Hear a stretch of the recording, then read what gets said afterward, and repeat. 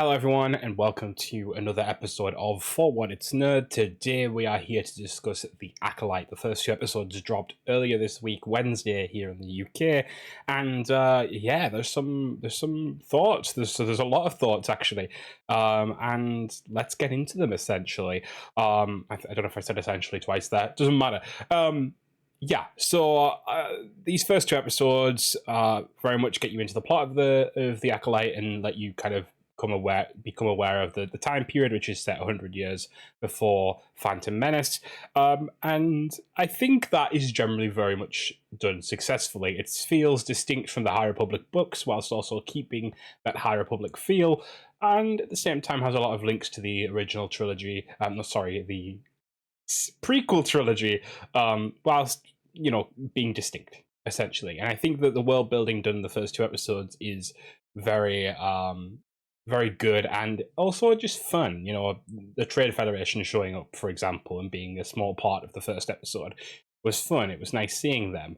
There's a few other small pieces of connectivity. For example, one of the planets in the episodes is Karlak, which shows up in the Clone Wars. Seeing Coruscant at an earlier stage of development, stuff like that really is, it's enriching to the universe, and it makes it feel like there's actually been thought put into the show, and I do very much like that. I like seeing that. I like seeing this universe at an earlier time period. I think that's fun. It's something that we haven't had yet. It's in this way in live action, and I think that they're hitting the ground running in that way, and it's going to be very exciting to see where that goes. Saying all that, there are a few problems, but I want to keep celebrating the show a little bit first, because I think there's been a lot of debate online that the show is somehow woke, isn't the best, isn't great, and that's fine. You're allowed to think what you want of the show, but I don't like the idea that we're just going to instantly label something as bad, just because of your preconceived notions about what Star Wars is. Arguably, this is very Star Wars. This is, Jedi doing what Jedi do best. A lot of people think that because the original trilogy is, only has one Jedi, that any other Jedi that show up at any other point are kind of like, meh, and it ruins it, and it doesn't, in my opinion. I think this is a very fun take on the Jedi, and I think that it's going to be very interesting to see how the kind of hubris of the Jedi plays into this show going forward. What I will say is that the art direction this show is, I think, really well done. I think the outfits look great. I think the planets look great. Don't get me wrong. There's some moments of CGI and there's some moments of prop work, etc., that don't look super on point. And there's I was actually watching the episodes with some friends this time around, which is not typical for me, but this time I did, and they were kind of noting how some of the sets look kind of a little bit too form-like. There's a few situations where you can kind of tell that this isn't necessarily a real rock outcropping and stuff like that, but that's part and parcel of most shows.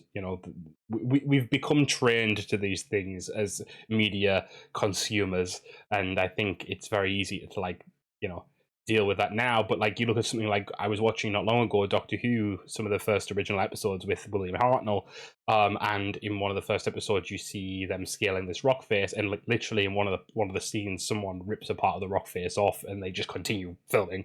You wouldn't have that now. That wouldn't happen. There'd be a cut and you'd be like, it's sorted. But that's just part and parcel of how television has developed and how our expectations of television have developed alongside. So I think there was always going to be some criticism as regards this type of stuff, especially because Acolyte is breaking into a new field, so to speak, in very much the same way as Rogue One did back when they started the anthology films. This feels very much like that. It's this could potentially breach / break us into a whole new era of Star Wars content, depending on how it does. And a lot of people are viewing it favorably, but again, a lot of people also aren't. So it's the usual Star Wars divide.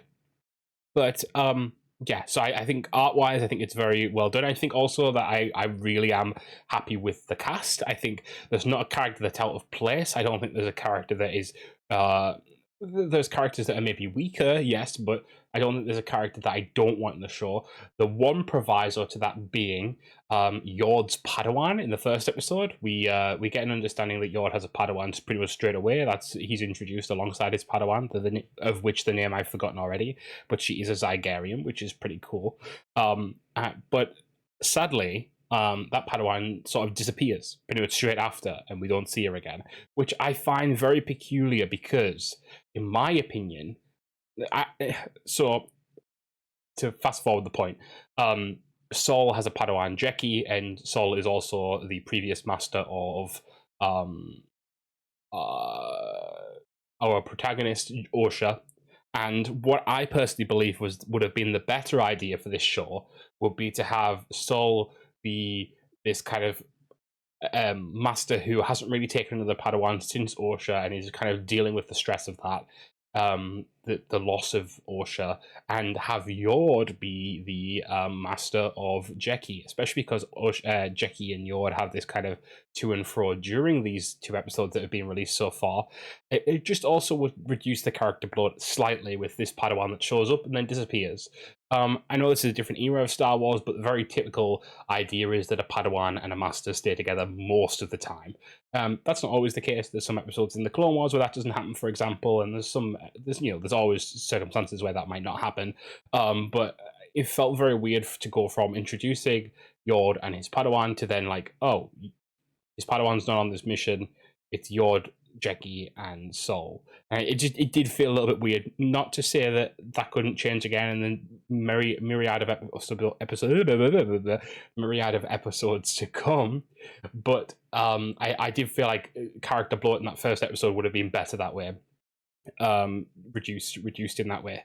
Otherwise, Otherwise, I think the actors were all really on point. Especially, I know a lot of people have made comment as regards line delivery, and I think this is something that I should touch on. I think a lot of the characters actually didn't come across badly to me at all. I think I'm going to try and go through them all.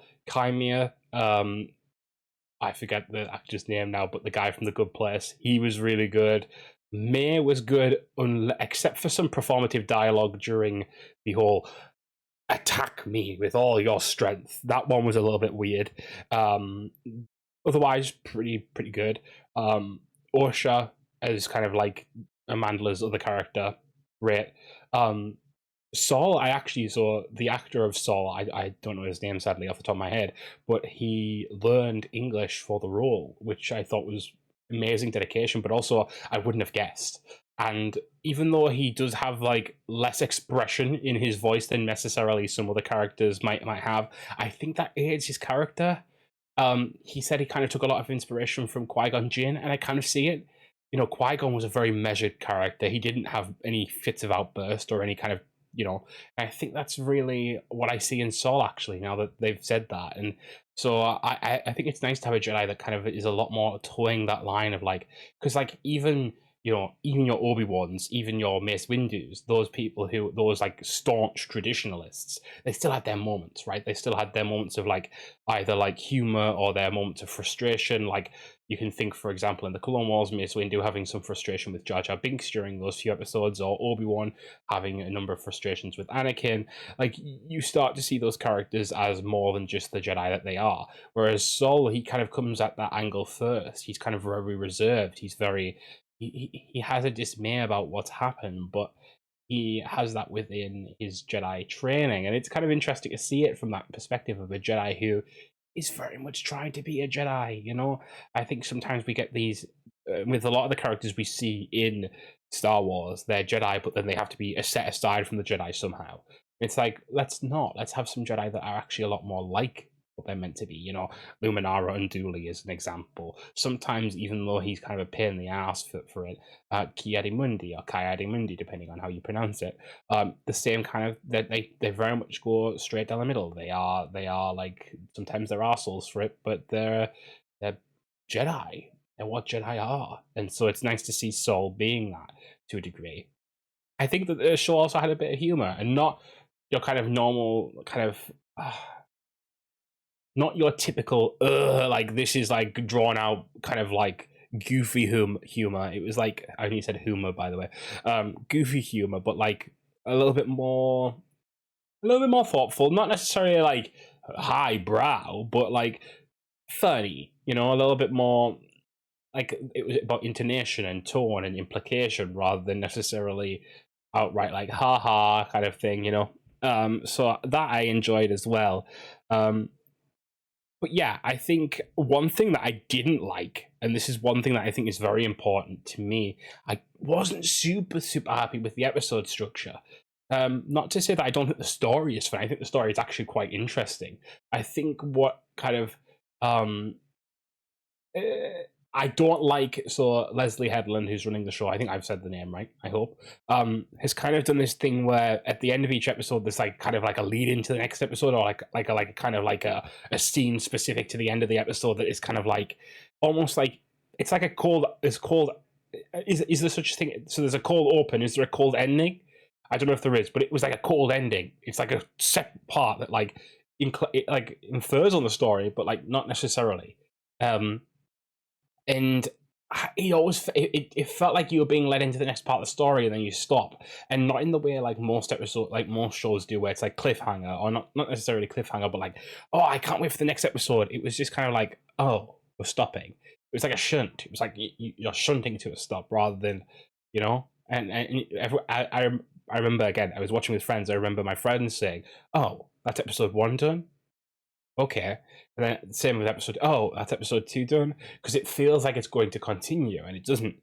But yeah, I think otherwise, I think, you know, this is a really good start. I think it'll be really interesting to see where this goes. Obviously, there's a big mystery as to who he is, which is the Sith Lord, it seems. Now, obviously, again, probably it's Plagueis, right? If we're going to go down that route, it's probably Darth Plagueis. I mean, unless we're going to say it's Plagueis' master, which potentially in 100 years you could argue that could happen depending on the time frame, because let's say that, you know, this master hasn't recruited Plagueis yet and Plagueis comes to be during the show, then you could have someone who 60 years from that, you know, Palpatine hasn't even been born yet, so you know, has he?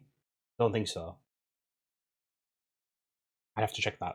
But you know, you could potentially have, you know, you could have that this is the Darth from before Plagueis, and then Plagueis is rising to prominence somehow during this show, and then you have, so like it doesn't necessarily need to be Plagueis, but the fact that it's a he and it's that, you know, and that it's very much in that time frame, it could be Plagueis, and it would be really interesting if it was him, and it would be interesting to see if that's how May came back to life through his use of the Force. I only just thought of that now. Hadn't thought of that beforehand, but now that makes a lot of sense. Hadn't thought of that. You know, they also they saw her die. So what if she did die and he's brought her back? Yeah, that's an interesting thought. Actually, I hadn't thought of that until now. Stop people from dying. The whole kind of point, isn't it? Right, of Plagueis. So that would be interesting to see if that's the case. There you go. A little bit of a revelation on my behalf there. I've stumped myself, in fact. Yeah, otherwise, I don't really have too much more else to say at the moment. I think this is going to be a waiting game. I think, you know, this show won't be, you know, you can definitely know within a few episodes. For some shows, I think this show you're not going to know until the end. I think you're not going to know how much you really enjoyed the story until it's all out there, because this is very much a mystery story. It's not like a, oh wow, the action's starting, this is happening. Like it's gonna be a slow burn. It's gonna be very much a slow burn. In my opinion, it's a lot more closer to Andor than it is to the other shows. But at the same time, I will say, despite the fact that I wasn't necessarily happy with some parts of the plot there, I will say it got quite into it quite quickly. Again, slightly to my dismay, I felt like the beginning was kind of like very quick and kind of rushed, and then like the mystery of May versus Osha was very quick and very rushed. And I understand that this is going to be a show that's very quick and very a certain amount of episodes, but I still felt that was quite rushed. But I understand why, and I don't think it's necessarily a bad thing to kind of do the whole, hey, we faked you out, but like let's get on with the actual story, you know? Because I think we were faked out through the media as well, right? I don't think anyone knew Osha was a character until the show, you know? So I feel like we've been faked out a lot with the actual media already, and then like now we're getting into it, we know kind of what's going on. So yeah, with that all said, also Carrie-Anne Moss. I know she's probably going to show up in some scenes later because it looks like we already know that we're going to have some flashbacks, especially surrounding Brett Brendock. But I kind of think it was really ballsy for them to kill off her in like the first episode. Also, I think her dialogue wasn't great in this.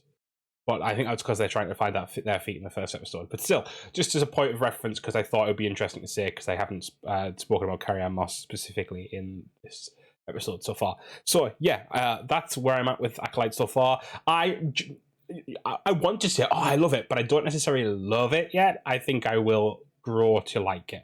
And I think that the episodes, as they continue to come out, will definitely support that. But right at the moment, I want to see where that goes because I don't know at the moment. I don't know for certain, but we will see. We'll see how it goes. So, with all that said, guys, thank you for watching / listening as always, and yeah, keep tuning for more Acolyte discussion as the series continues.